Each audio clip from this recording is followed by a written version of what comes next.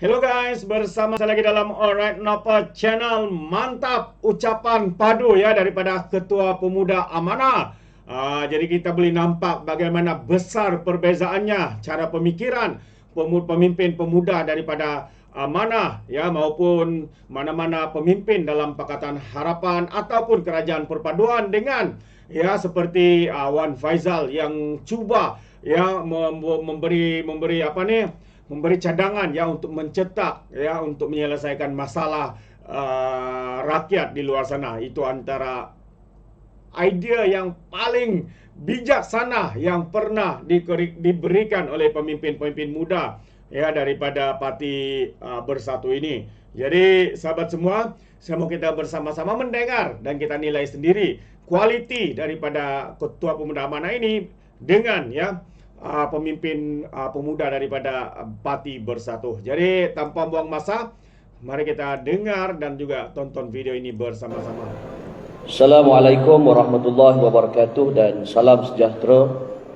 Terima kasih saudara pengacara majlis yang berhormat Sri Haji Muhammad bin Sabu, Presiden Parti Amanah Negara, merangkap rasmi Konvensyen Pemuda Amanah Nasional bagi tahun 2023. Yang berbahagia Tuan Speaker Pemuda, yang berbahagia Timbalan Speaker, yang berusaha Timbalan Ketua Pemuda Saudara Nik Razak, dan barisan naib-naib Ketua Pemuda yang berusaha setiausaha pemuda merangkap pengarah Konvensyen Pemuda Amanah Nasional bagi tahun 2023. Yang berbahagia Saudari Puan Mastura binti Abu Bakar, Ketua Awan yang Ketua Wardah yang baru, ahli-ahli ahli-ahli jawatan kuasa pimpinan Pemuda Amanah Nasional, div-div dan tetamu yang kita raikan, yang jarang-jarang berlaku dalam sejarah Parti Amanah. Kita menerima tetamu yang luar biasa. Yang berhormat Dr. Akmal Saleh, Ketua Pergerakan Pemuda UMNO Malaysia.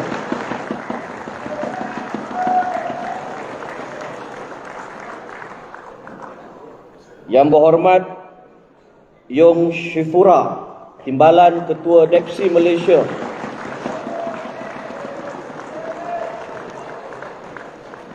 Yang berbahagia Saudara Omar Mukhtar Susa AMK Malaysia.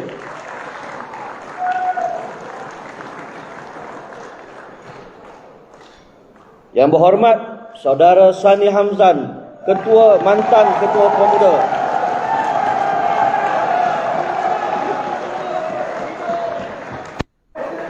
Jawatan kuasa pimpinan nasional dan yang kita kasihi juga tuan rumah bagi konvensyen. Tempat kita berlangsung konvensyen ini Tuan Haji Zulkifli Ismail, Ketua Kawasan Lembah Pantai. Seterusnya Ketua-Ketua Pemuda Amanah Negeri, Ketua-Ketua Pemuda Amanah Kawasan, para perwakilan, para pemerhati serta hadirin hadirat yang dikasihi sekalian, dan tak terkecuali yang penting dan selalu menjayakan program kita iaitu Saudara Farouk Abdul Rahman, Ketua Pengarah Arif Nasional.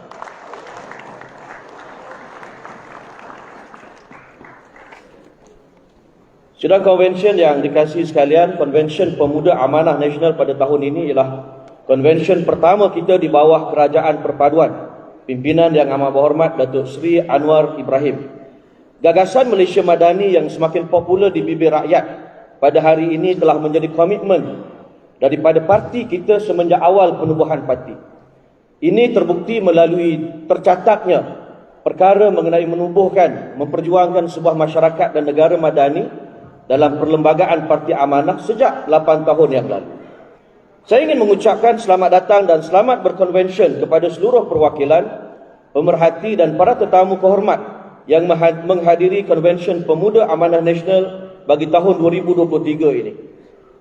Saya juga ingin mengajak semua perwakilan untuk memanfaatkan konvensyen ini sebaik mungkin demi parti yang kita kasihi. Adalah diharapkan agar perjalanan konvensyen kita syarat dengan perbahasan yang kualiti serta muhasabah yang jujur untuk memperbaiki pemuda dari tahun ke tahun. Kita nak pemuda kita lebih baik daripada tahun sebelum ini.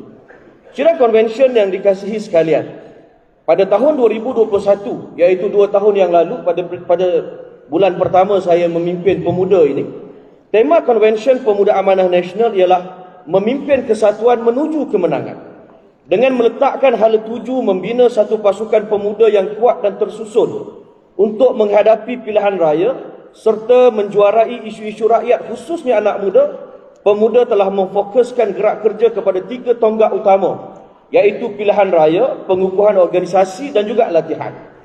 Umum mengetahui bahawa saya mengambil alih teraju pemuda dalam keadaan yang agak berpecah, kesan daripada kegagalan kita menguruskan perbezaan dalam pemilihan pemuda pada tahun 2019 yang lalu. Kita telah melalui ujian yang cukup getih kerana terpaksa berdepan dengan 3 pilihan raya negeri berturut-turut, PRN Melaka, PRN Sarawak dan juga PRN Johor. Pemuda telah diberi tanggungjawab bertanding di 5 kerusi, iaitu Serkam, Semok, Mahkota, Serom dan Endau. Walaupun kita gagal meraih sebarang kerusi dalam semua PRN tersebut, saya tetap berbangga dengan kesungguhan calon-calon dan jentera pemuda yang telah berjuang habis-habisan dalam mengangkat Parti Amanah dalam Pakatan Harapan. Dalam menjuarai isu-isu anak muda dan rakyat, pemuda telah memainkan peranan penting dalam mengangkat isu-isu termasuk isu integriti, isu harga barang, isu LCS serta pelbagai lagi. Pemuda telah memobilisasi seramai mungkin peserta di barisan depan dalam setiap demonstrasi, himpunan dan flashmob yang dianjurkan.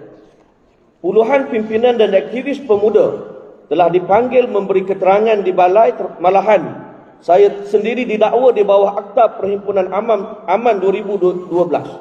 Walau bagaimanapun, semua itu tidak sesekali melemahkan semangat pemuda untuk terus memperjuangkan nasib rakyat. Dalam usaha untuk memantapkan organisasi pemuda, alhamdulillah, usaha untuk membina pemuda sebagai satu pasukan yang kukuh dan tersusun telah menampakkan hasil yang semakin baik. Saya, setiausaha dan rakan-rakan pimpinan telah turun ke hampir setiap negeri, bertemu dan berbincang dari hati ke hati untuk meleraikan kekusutan yang tersimpul sebelum ini. Saya bersyukur kerana muafakat kita semakin erat dan sentimen perpuakan dan perpecahan semakin dapat dijernihkan.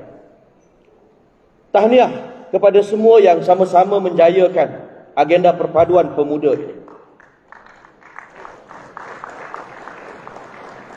Selain dari itu, muafakat bersama dengan rakan-rakan sayap pemuda dalam Pakatan Harapan, iaitu Angkatan Muda Harapan, juga semakin akrab. Terima kasih kepada AMK, terima kasih kepada DEPSI, Pemuda APCO serta rakan-rakan dalam Angkatan Muda Harapan Malaysia kerana bersama-sama menyedari peri pentingnya untuk kita bangun, melangkah dan berlari bersama. Solidariti sesama kita ini memberi isyarat kepada rakyat bahawa kita adalah pilihan terbaik untuk diberikan harapan dan peluang untuk terus memimpin negara. Pasca PRU 15 yang lalu juga, kita telah mendapat rakan baru, iaitu sayap-sayap parti dalam kerajaan perpaduan. Hari ini kita dapat duduk bersama dengan Ketua Pemuda UMNO Malaysia. Terima kasih sahabat saya, saudara yang berhormat Dr. Akmal serta rakan-rakan delegasi Pemuda Barisan Nasional, juga rakan-rakan GPS, GRS dan lain-lain parti yang telah membentuk Pemuda Perpaduan serta entiti geng perpaduan yang akan terus memperkukuhkan kerajaan yang sedang berdiri pada hari ini. Pada tahun 2022 pula, iaitu setahun yang lalu, tema Konvensyen Pemuda Amanah Nasional ialah "Ini Masa Kita". Pemuda tampil lebih agresif, mendesak agar ruang dan peluang diberikan kepada pemuda. Alhamdulillah, suara kita semakin didengari. Pucuk kepimpinan utama, khususnya Yang Berhormat Presiden, serta Allahyarham Yang Berhormat Timbalan Presiden, telah memberikan perhatian serta pertimbangan yang serius pada setiap tuntutan dan cadangan yang kita kemukakan. Ruang kepada pemuda terus diberikan dengan lebih luas. Jika dalam PRU 14 tidak ada kerusi parlimen yang diperuntukkan kepada pemuda, tetapi dalam PRU 15 yang lalu parti telah mempertaruhkan 6 calon daripada pemuda untuk bertanding di kursi parlimen, iaitu kerusi Temerloh, Tasik Gelugu, Padang Terak, Kuala Krai dan juga Parit Sulong dan Rantau Panjang. Kita consider Rantau Panjang ni pemuda lah, umur dia masih bawah umur pemuda. Walaupun tewas, pengalaman bertempur di parlimen adalah suatu yang amat mahal nilainya. Terima kasih Datuk Seri Presiden. Terima kasih juga kepada Allahyarham Salahuddin Ayub, mantan Timbalan Presiden yang amat kita kasihi.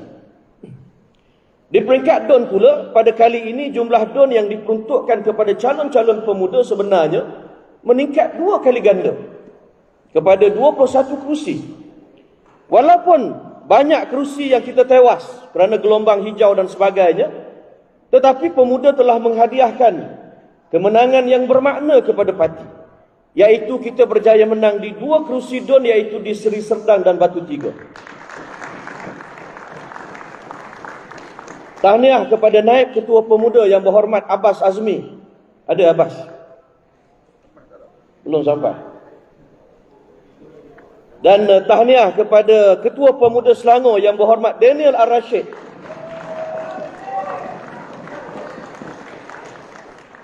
Saya sebutkan kemenangan di 2 kerusi ini ialah kemenangan yang bermakna kerana kerusi Batu Tiga khususnya ialah kerusi majoriti Melayu, dan majoriti Melayu yang bukan kelompok T20, golongan pertengahan, dan jumlah pengundi Melayu di Batu Tiga mencecah lebih 71%. Maknanya apa? Maknanya dengan jentera pemuda yang kuat, dengan calon yang kredibel, dengan sokongan daripada kawasan, sebenarnya kita boleh menang di kerusi yang majoriti Melayu. Tinggal lagi kita perlu perkukuhkan soft kita, dan kita jadikan pemuda-pemuda kawasan yang mantap ini sebagai model kepada pemuda-pemuda kawasan yang lain. Sekali lagi saya ucap tahniah kepada pemuda Selangor, khususnya pemuda Shah Alam yang membantu. Selain kepercayaan untuk bertanding dalam pilihan raya, pemuda juga telah diberikan peluang dalam pelbagai posisi dalam kerajaan perpaduan. Peluang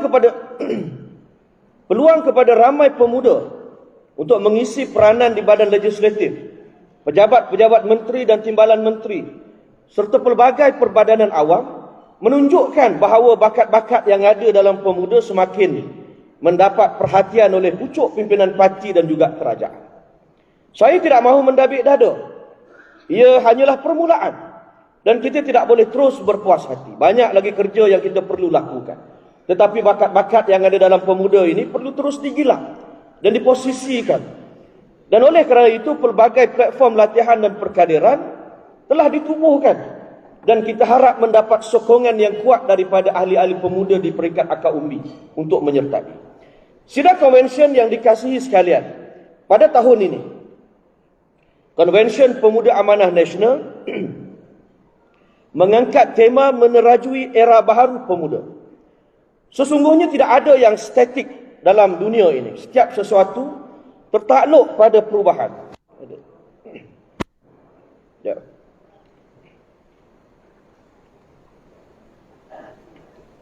Saya sebenarnya potong teks ucapan ni jadi separuh. Sebab batuk, dah 2 minggu dalam Dewan Negara. Separuh daripada senator tu batuk, so berjangkit lah. Jadi tuan-tuan lega lah pasal tak lama kan. Tak sampai sejam insyaAllah.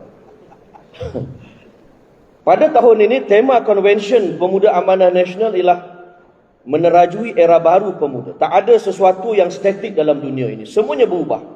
Mereka yang tak mahu berubah akan kalah, akan ditelan oleh arus peredaran zaman.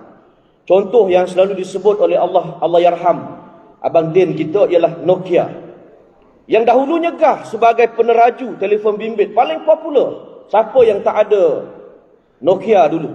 Tetapi sekarang ini Nokia sudah tidak disedari kewujudannya. Begitu juga dengan kita dalam pemuda amanah. Kita tak boleh selesa dengan keadaan yang sama, dengan pendekatan yang lama. Pelbagai perkara baru perlu diterokai bagi memastikan kita bukan hanya kekal relevan, tetapi mampu menjadi peneraju dalam lapangan yang kita berada dan berjuang di dalamnya. Model kepimpinan dan gerakan pemuda era kerajaan perpaduan sudah pasti tak sama dengan model sewaktu kita menjadi pembangkang. Jika dahulu pemuda fokus aksinya kepada mobilisasi massa, mengkritik, menghentam kerajaan, membawa gerakan rakyat di jalan raya. Tetapi pada hari ini, kita harus memanfaatkan kedudukan strategik kita dalam kerajaan dengan optimum. Tugas mendukung kerajaan bukan hanya dalam mempertahankan kerajaan, bukan hanya dalam menerangkan dasar-dasar kerajaan, tetapi kita juga mesti berada di depan dalam mencadangkan polisi-polisi yang terbaik untuk dilaksanakan oleh kerajaan. Suara pemuda mesti menjadi suara yang menentukan dan mempengaruhi pandangan awam tentang sesuatu polisi yang hendak dilaksanakan. Sudah tentu ia memerlukan kepada kualiti diri yang tinggi dalam diri pemuda dalam setiap aspek dan juga bidang kepakaran. Sidang konvensyen yang dikasihi sekalian, dalam kerajaan di bawah kerajaan perpaduan, pelbagai perancangan ekonomi telah diadakan. Kerangka ekonomi madani memperkasa rakyat diluncurkan sebagai kerangka besar bagi berdepan kerencaman cabaran semasa dan jangka panjang dengan konsep menaikkan siling dan lantai struktur ekonomi Malaysia. Ada tertinggal sikit. Ekonomi madani juga menjadi induk kepada dasar-dasar yang lain yang diluncurkan, iaitu Pelan Hala 7 Peralihan Tenaga Negara, Pelan Induk Perindustrian Baru Negara 2030 dan Kajian Separuh Penggal Rancangan Malaysia ke-12 KSP RMK-12. Terbaru, Belanjawan 2024 muncul dengan agenda yang lebih jelas serta pelbagai inisiatif dan langkah-langkah strategik dalam membela nasib rakyat di samping memulihkan negara. Alhamdulillah, dalam masa tidak sampai setahun, kerajaan telah mulai dirasai. Kadar pengangguran 3.4% pada Ogos 2023, iaitu terendah menyamai kadar sebelum Covid, iaitu 3.3%. Inflasi kita juga menurun. Kalau hari pertama Perdana Menteri angkat sumpah, inflasi kita 4%. Sekarang ini 1.8%.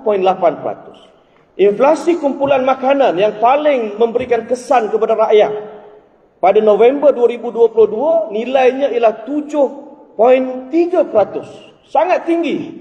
Dan sekarang ini jatuh kepada 3.8%. Ini kejayaan yang besar yang kadang-kadang tak disedari oleh kita pendukung kerajaan dan akhirnya tak sampai kepada rakyat. Saya masih ingat waktu kita adakan demonstrasi di Masjid Kuala Lumpur, di Masjid Kampung Baru, di depan Sogo dan sebagainya. Waktu itu inflasi naik mencanak daripada bulan ke bulan. Satu Malaysia melihat dan resah. Tapi sekarang ini bila turun, ianya tak dibawa kepada rakyat, tak disebutkan. Jadi rakyat terus resah gelisah, walhal ekonomi kita semakin baik. Kini Malaysia kekal sebagai destinasi pelabur asing, destinasi utama pelabur asing. Bagi suku pertama 2023, kita berjaya meraih pelaburan diluluskan bernilai 132.6 bilion, iaitu melebihi 60% daripada sasaran awal dan sasaran tahun ini, dan dijangka menghasilkan lebih 51,000 peluang pekerjaan. Malaysia juga kekal sebagai destinasi tumpuan pelancong. Sehingga Ogos 2023, ketibaan pelancong asing ke negara kita ialah 13 juta orang, iaitu 3 kali ganda berbanding dengan tahun 2022. Ini membuktikan bahawa prestasi ekonomi kita semakin pulih.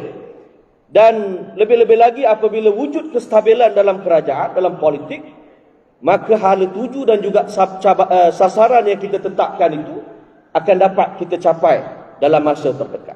Secara umumnya, KDNK kita juga menunjukkan pertumbuhan yang baik.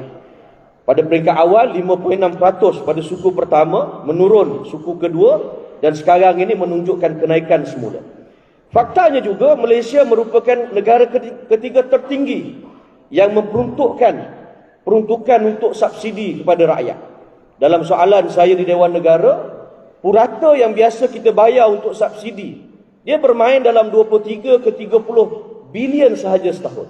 Tetapi pada tahun lepas, kita peruntukkan sehingga 90 bilion. 90 bilion tuan-tuan, sangat besar. Dan ini tertinggi. Dan kalau kita tengok subsidi petrol, kita termurah RM2.05 berbanding dengan pengeluar minyak utama dunia, Arab Saudi, RM2.94. Indonesia RM4.45, Thailand RM5.99.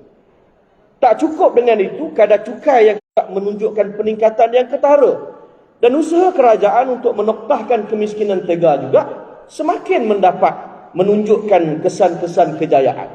Sekarang ini daripada 1% miskin tega sudah berkurang kepada 0.2%. Nikmat kemajuan yang dikecapi ini turut dapat dirasai oleh rakyat seperti yang terpapar pada petunjuk peringkat global dan domestik. Malaysia berhasil mencatat pencapaian yang memberangsangkan dalam pembangunan manusia berdasarkan Indeks Pembangunan Manusia HDI. Pada tahun 2021 kita tangga 62 daripada 191 buah negara. Dan kita mensasarkan kedudukan yang ke-25 teratas dalam tempoh 10 tahun. Begitu juga dengan Indeks Kesejahteraan Rakyat Malaysia yang menunjukkan peningkatan yang positif. Sidang perwakilan yang dikasihi sekalian, walaupun negara kita kini berada pada landasan yang betul, usaha menggulingkan kerajaan secara pintu belakang masih berlaku. Walaupun PMX telah mendapat sokongan melebihi 2/3, Perikatan Nasional tetap terus dengan usaha tebuk atap mereka, tanpa segan silu, tanpa malu. Sebab itu mereka tak mahu berunding dengan kerajaan untuk mendapatkan peruntukan ahli parlimen bagi ahli-ahli parlimen mereka. Dan akhirnya, ahli-ahli parlimen mereka marah kepada Perikatan Nasional dan satu persatu memilih menyatakan sokongan kepada Perdana Menteri dan Kerajaan Perpaduan. Sementara menjawab menuju PRU 16, cabaran untuk memenangi undi orang muda, menawan pengundi Melayu amatlah mustahak dan kritikal. PAS dan Bersatu akan terus menggunakan isu ancaman Melayu dan umat Islam untuk menghasut rakyat menolak kerajaan perpaduan. Mereka tak ada modal dari sudut integriti, dari sudut kecekapan mentadbir, tetapi mereka merekayasa fitnah, menggunakan sentimen perkauman melampau dan keagamaan secara ekstrim. Sementara menjawab fitnah dan memperbetulkan salah tanggap dalam isu Melayu dan Islam, Amanah bersama dengan kerajaan perpaduan mesti membawa naratif yang jelas dalam membela dan memperjuangkan nasib orang Melayu sebagai kaum majoriti dalam negara ini. Melonggokkan perjuangan Melayu dalam agenda rakyat secara keseluruhannya ternyata terbukti tidak berkesan. Dalam meyakinkan orang Melayu bahawa PH dan kerajaan perpaduan ialah gabungan terbaik untuk mentadbir negara ini dan menjamin nasib orang Melayu dan Bumi Putra tidak akan digadaikan. Pemuda Amanah menyambut baik penganjuran Kongres Ekonomi Bumi Putra pada Januari tahun hadapan. Ia akan menjadi usaha penting dalam memperjuangkan isu-isu Bumi Putra sekaligus menutup mulut pembangkang kononnya kerajaan perpaduan telah melupakan agenda Melayu dan Bumi Putra. Dalam pembentangan kerangka ekonomi madani, dalam pembentangan kajian separuh penggal RMK 12, dalam pembentangan bajet 2023-2024, agenda Bumi Putra itu diberikan perhatian khusus dalam setiap ucapan Perdana Menteri. Saya menyeru agar pemuda dan ahli amanah secara umumnya untuk mengambil bahagian aktif, mengambil bahagian yang kuat dalam kongres yang akan diadakan nanti. Kerana isu yang melanda Bumi Putra ini adalah isu real. Equity kita masih pada kedudukan 18%, jauh daripada sasaran 30%. Jumlah caruman pencarum-pencarum Melayu dan Bumi Putra menjunam dengan begitu teruk pada zaman Perikatan Nasional kerana mereka sesuka hati membuat pengeluaran khas sehingga mencecah 145 bilion dalam tempoh setahun. Ini isu-isu yang akan dirasai oleh orang-orang Melayu. Kalau mereka tak ada duit dalam KWSP, mereka akan pencen dengan terpaksa bekerja sebagai apa-apa juga kerja yang tak setimpal dengan kelulusan mereka. Jadi ini harus kita elakkan. Dan saya harap Kongres Ekonomi Bumiputera ini ialah ruang untuk kita bincang dengan tuntas, dengan menyeluruh tentang masalah sebenar orang Melayu dan juga Bumiputera. Sidang konvensyen yang dikasihi sekalian, ramai yang bertanya tentang apa gagasan, apa benda yang kita nak buat pemuda ini. Saya akui oleh kerana kita back to back pilihan raya, tak banyak kawasan yang saya dapat turun dalam tempoh 2 tahun ini. Tetapi nak bagi faham mudah tentang gagasan pemuda ini saudara, kita tengok pada akronim pemuda. P, E, M, U, D dan A. Apa benda P? P progresif. Kita nak melahirkan barisan kepimpinan pemuda, ahli-ahli pemuda yang progresif. Progresif ni maksudnya maju, ada kemajuan.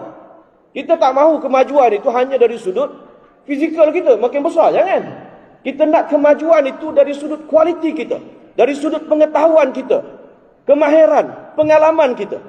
Dan dengan kemahiran itu, kita bukan hanya memenuhi permintaan dan juga hasrat mantan timbalan presiden kita dalam konvensyen pemuda 3 tahun yang lalu, 2 tahun yang lalu, tetapi kita juga mempersiapkan pemuda untuk menjadi barisan kepimpinan negara pada masa kini dan juga pada masa hadapan.